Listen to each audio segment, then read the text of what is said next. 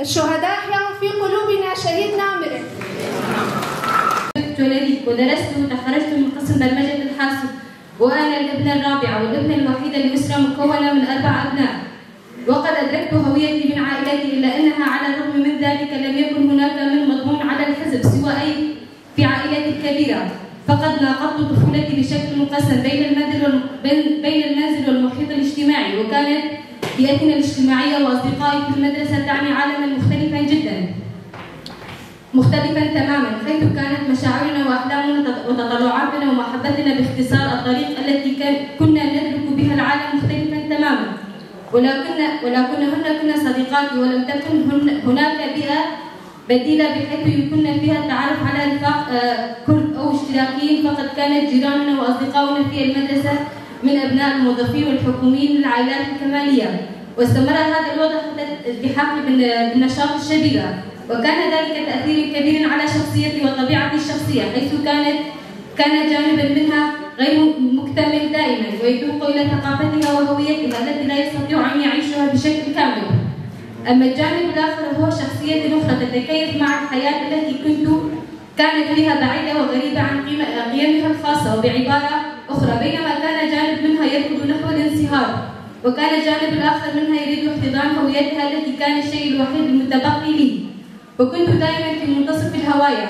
ومع ذلك فقد تطور تناقضاتي الأولى على التناقضات الجنسية أكثر من الهوية الوطنية، وكان هذا هو السبب الأول الذي جمعنا مع القائد. ولقد نشأت في أسرة اجتماعية كانت المرأة فيها متسلطة، ولكن على الرغم من ذلك كنت أرى عدم المساواة بين الرجل والمرأة، واستطيع أن أدرك ذلك بشكل أكثر من خلال الكتاب الذي قرأته والوسط الذي كنت أرصده.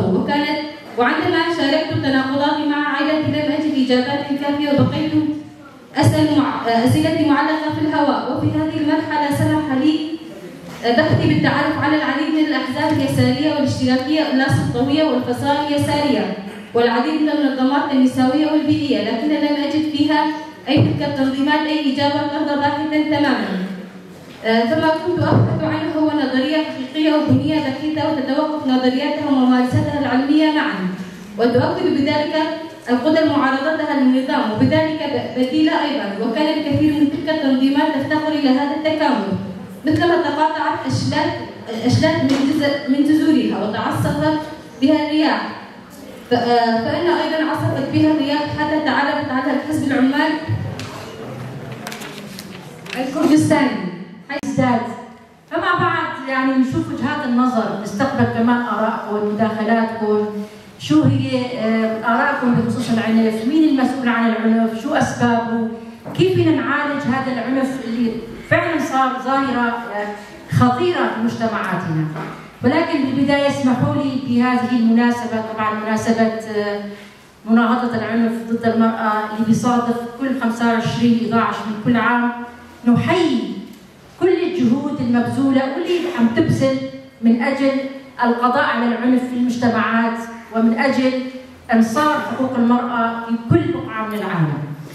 طبعا بالبداية يعني حضورنا الكريم، طبعا العنف غني عن التعريف، يعني لما نقول عنف يعني كل فعل أو كل عمل قائم على العنف وموجه ضد المرأة وبيسبب ضرر نفسي ومعنوي وجسدي كبير للمرأة، يعني آثار ونتائجه جدا خطيرة على المرأة وعلى المجتمع.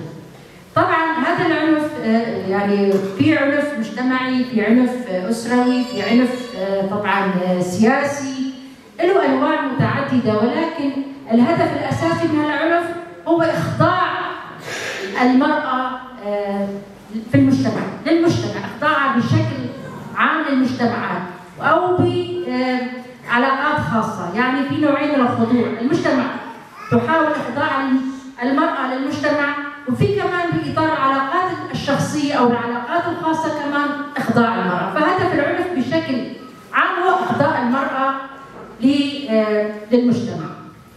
طبعا يعني العنف له أسباب عديدة، يعني إذا بدنا نجي مثلا عنف بشكل عام موجودة بكل عالم، يعني هي ظاهرة عالمية وبدنا نحط خطين تحت عالمية. يعني هذا العنف هو بيعبر الحدود، يعني ما في نقول والله منطقة فيها عنف منطقة لا، أو دولة فيها عنف ودولة لا، لا، عنف صار يعني هي موجوده في كل دول العالم، سواء كانت هذه الدول متقدمه او غير متقدمه، لانه بصريح العباره يعني هي اسبابها الاساسيه او سبب رئيسي هي في الذهنيه الموجوده. تعرف المجتمعات كلها مبنيه على الذهنيه الذكوريه او مبنيه على الذهنيه الابويه، اللي دائما هي هالذهنيه بتشوف انه الرجل هو اعلى قدر في المجتمع، الرجل هو له المكانه العليا في المجتمع والمستوى الاجتماعي المميز، والمراه هي اقل شأنا من الرجل. فهي الذهنيه موجوده بكل المجتمعات سواء كانت غربيه او سواء كانت مجتمع شرق اوسط. فبالتالي لما عم نشوف العنف عم نقول والله موجوده بكل دول العالم، يعني حسب التقارير اللي عم نشوفها بالامم المتحده يعني في عنف على كل 6 دقائق في 3 نسوة يعني من النساء عم يتعرضوا للعنف، هاي على مستوى العالم وعلى مستوى منطقه محدده او دوله محدده.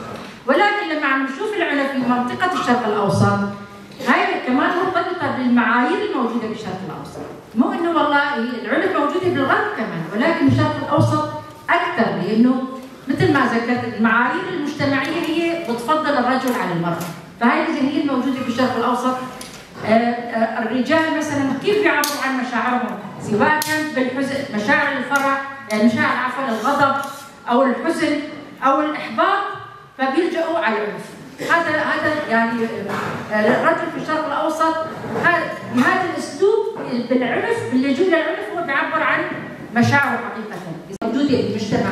المراه كمان احيانا عندها ذهنيه مثل ما جبتوا امثله كمان اللي هي بتعنف المرأة، بتعنف المرأة ترضى انه تكسر المرأة او تكسر ارادتها، فنحن ضد هالذهنية الموجودة بالمجتمع سواء كانت ذهنية الرجل او المرأة. فما بناخذ الامور يعني بالمطلق، اكيد ما بناخذها بالمطلق، في رجال في مجتمعنا خاصة في شمال الرجل عم يناصروا قضايا المرأة يمكن اكثر من المرأة. يعني هذه حقيقة، ولكن نحن لما نتحدث عن العنف ضد المرأة أنا ذكرت في البداية إنها صارت ظاهرة عالمية، يعني مو بس شيء بسيط وعم نحكي عن والله مين المسبب كذا، لا، ظاهرة عالمية تحتاج لحلول. فبالتالي نحن كمان نحتاج للوعي أكثر. يعني في بعض الأخوة قاموا ويعني اتهموا المرأة وهي السبب الأساسي بالعنف، يعني اتهموها إنه هي السبب الأساسي بالعنف. هذا الشيء متجسر بمجتمعاتنا اللي هي ذهنية يعني الذكوريه الموجوده في المجتمعات متجذره آلاف السنين، مو عمرها يوم يومين او سنه او 100 سنه، لا.